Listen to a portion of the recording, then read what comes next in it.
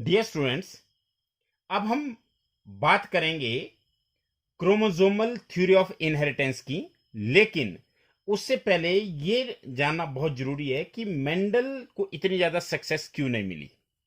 तो आज इस वीडियो में हम केवल वो बातें रखेंगे जिनके कारण मेंडल को सक्सेस नहीं मिली या वो इतने रिकॉग्नाइज नहीं हुए जब वो जीवित थे। अब आपको पता है कि उन्होंने जो काम किया वो काम किया from 1856 to 65।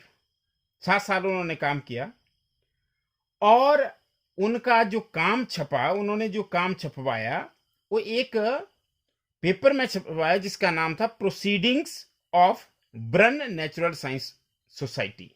That is proceeding of Brunn natural science society के जर्नल में उन्होंने ये पेपर छपवाया और अपना सारे का सारा काम छपवाया। अब 1900 तक 1900 तक उनके काम को किसी ने रिकॉग्नाइज नहीं किया और इसके कुछ विशेष कारण थे। तो मैंने पहले बताया कि उनका जो पब्लिकेशन थी वो थी proceedings of Brunn natural science society journal में। सबसे पहली कि जो जर्नल था उसकी सर्कुलेशन ही लिमिटेड थी और दूसरा उस समय जो कम्युनिकेशन थी वो भी इतनी इजी नहीं थी। तो आप कह सकते हैं कि communication was not easy during the period of Mendel, that is in 1865, and it could not be widely published.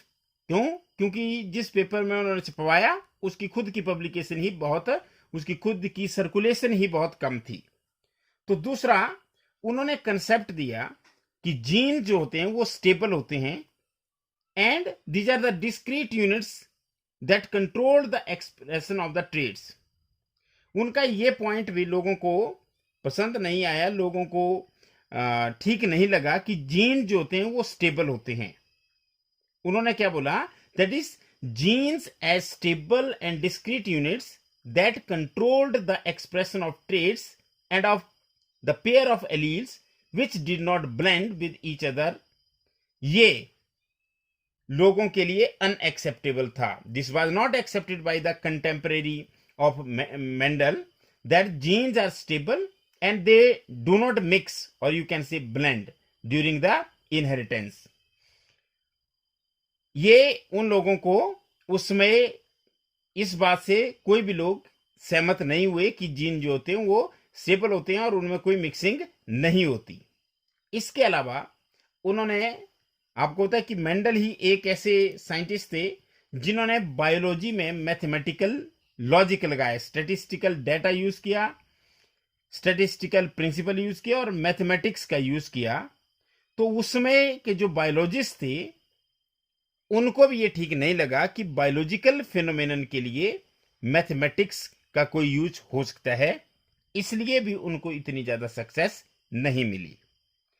इसके अलावा उन्होंने बोला कि जो मेंडल के अनुसार जो उनके फैक्टर्स थे वो डिस्क्रीट यूनिट्स होते थे इनहेरिटेंस के, पर वो ऐसा कोई प्रूफ नहीं दे पाए कि जिससे ये प्रूव हो सके कि वो होते हैं और वो किस चीज के बने होते हैं। Mendel's work suggested that factors are discrete units but could not provide any physical proof for that, that is for their existence, or he cannot say what they are made of।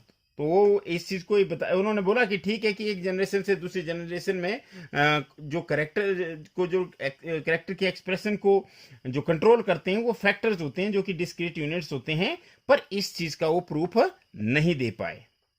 इसके अलावा आपको पता है कि Mendel का जो काम हुआ है वो 1856 से लेकर के 1865 तक हुआ है और 1865 में उनका काम पब्लिश हो गया, लेकिन उसकी सर्कुलेशन लिमिटेड थी। लेकिन इसी बीच एक थ्योरी आती है, that is the origin of species, और ये जो थ्योरी थी it was proposed by Darwin. और आपको पता है कि डार्विन की थ्योरी ऑफ एवोल्यूशन जो है वो बहुत ही इंपॉर्टेंट थ्योरी है और इससे पूरी दुनिया इसकी चकाचौंध में से प्रभावित थी और उन्होंने मेंडल की तरफ ध्यान नहीं दिया। तो डार्विन की थ्योरी जो कि 1856 में आई, 1859 में आई, और 1856 से 65 तक मेंडल ने काम किया, तो इसका असर भी मेंडल के काम पर हुआ, क्योंकि ये थ्योरी जो थी ये पूरी दुनिया ने एक्सेप्ट कर ली, तो इसलिए मेंडल ने जो काम किया उसकी तरफ किसी ने ज़्यादा ध्यान नहीं दिया। एक और छोटा सा सिंपल पॉइंट है कि उनकी जो पर्सनैलिटी थी वो इतनी ज़्यादा एग्रेसिव नहीं थी, इसका भी कुछ ना कुछ उनके काम पर फर्क पड़ा, काम पर नहीं, उनके काम की रिकॉग्निशन पे फर्क पड़ा। तो that is lack of aggressiveness in his personality was one of the reason why his work was not recognized till 1900. And the most important point was he failed to produce same results, he failed to reproduce the results on hawkbit. जो result उसने मटर पर दिए वो हॉकबिट पे नहीं दे पाया, मतलब वो अपने आप से भी संतुष्ट नहीं था, वो पूरी तरह से कॉन्फिडेंट नहीं था कि ऐसा हो सकता है, और हॉकवुड में उनके जो रिजल्ट थे वो नहीं आए, ये भी उनके फेलियर का एक कारण रहा। फेलियर नहीं हम कहेंगे कि उनका काम जो है रिकॉग्नाइज नहीं हुआ।